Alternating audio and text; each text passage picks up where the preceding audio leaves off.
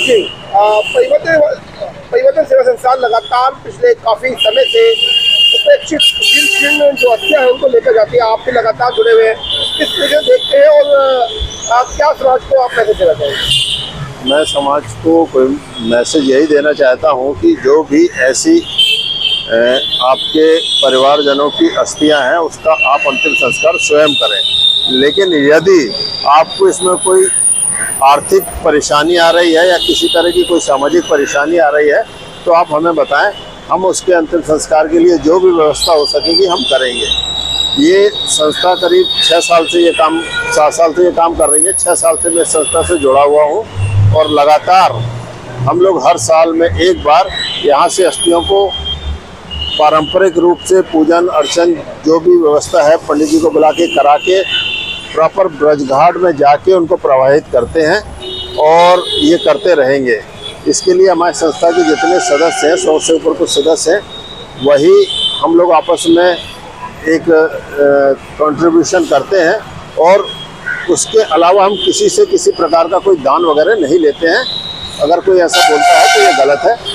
और जितनी अस्थियां हम ले जाते हैं, जितनी अस्थियां हमें प्राप्त होती हैं, उतने ही संख्या हम बताते हैं।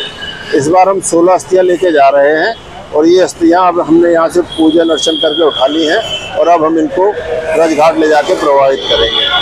किस तरीके से आप देख रहे हैं कि काफी लंबे समय 12 साल आप बता रहे हैं कि काम कर रही है, सरकार का ध्यान नहीं गया कि शमशानों में इस तरह की अस्थियां भी रहती हैं और उसका भी एक तरह से जो अंतिम विदाई है या उसका जो क्रियाक्रम की अंतिम जो रस्म वो पूरी कर दी जाए, तो कभी भी कोई सरकार का कोई ध्यान नहीं दिया। यहाँ तक कि जैसे शमशानों में बहुत सारी बात सामने आती होगी, छोटे से एरिया में काम हो रहा है लेकिन व्यापक तरीके से देखा जाए तो अभी भी बहुत सारे शमशानों में इस तरह की अस्थियां पड़ी होंगी।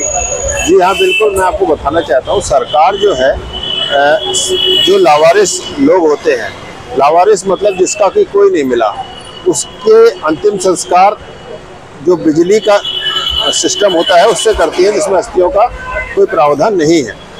और यहाँ पे जो भी अंतिम संस्कार करके गए हैं वो कोई ना कोई करके गए हैं, उनके रिश्तेदार करके गए हों, नातेदार करके गए हों, पड़ोसी करके गए हों, समाज के लोग करके गए हों।